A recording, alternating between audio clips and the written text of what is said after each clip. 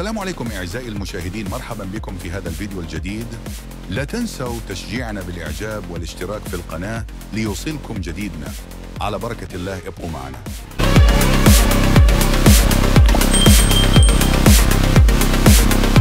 شهدت حقينة السدود بالمملكة في الأسابيع الأخيرة تحسنا ملحوظا، فقد ارتفعت نسبة الملء الإجمالية إلى 36%، وبلغ الحجم الإجمالي للمياه المخزنة في السدود أزيد من 6 مليار متر مكعب، ما يعكس التأثير الإيجابي للتساقطات المطرية الأخيرة على الموارد المائية.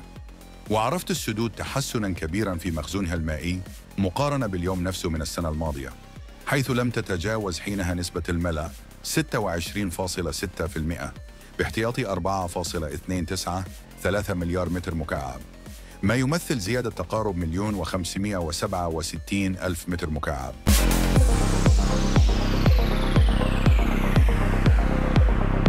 ويأتي هذا التحسن في سياق تزايد الحاجة إلى تعزيز المخزون المائي لمواجهة تحديات ندرة المياه، إذ تساهم الأمطار الأخيرة في دعم الفلاحة وضمان التزويد بالمياه الصالحة للشرب.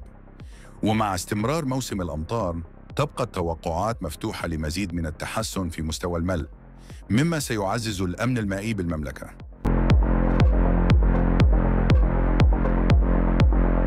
وشهدت الأحواض المائية في المغرب تفاوتاً في مستويات امتلائها وفقاً للبيانات المسجلة حديثاً، وتصدر حوض اللوكس القائمة بأعلى نسبة امتلاء بلغت 57.01%، يليه حوض زيز كير غريس بنسبة 53.92%، ثم حوض أبي رقراق بنسبة 52.95%، يليه حوض سبو بنسبة 45.66%، ثم حوض ملوية بنسبة 41.61%.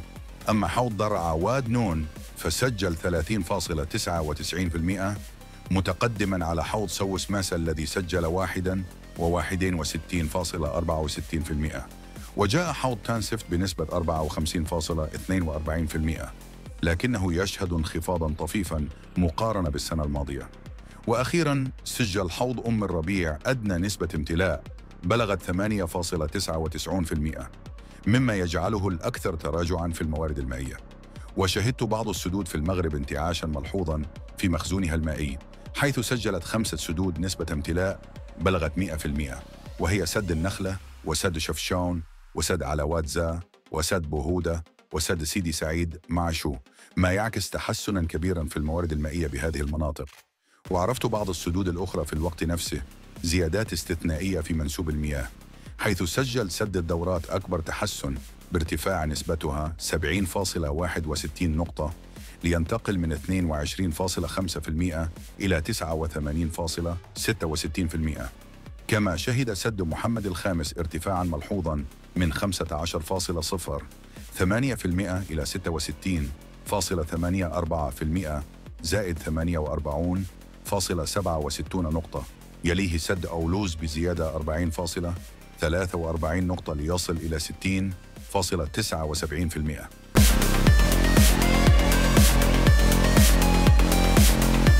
وشملت التحسينات أيضاً سد حسن الداخل الذي ارتفع من 25.95% إلى 66.08%، زائد 40.2 نقطة، وسد سيدي محمد بن عبد الله الذي انتقل من 24.81% إلى 45.67%، زائد 67.2 نقطة، 30.58 نقطة.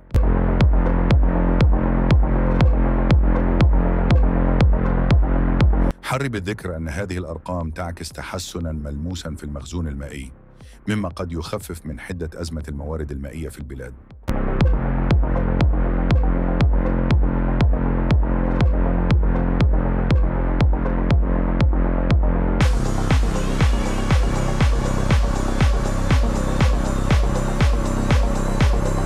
هنا نكون قد وصلنا إلى نهاية الفيديو أعزائي المشاهدين.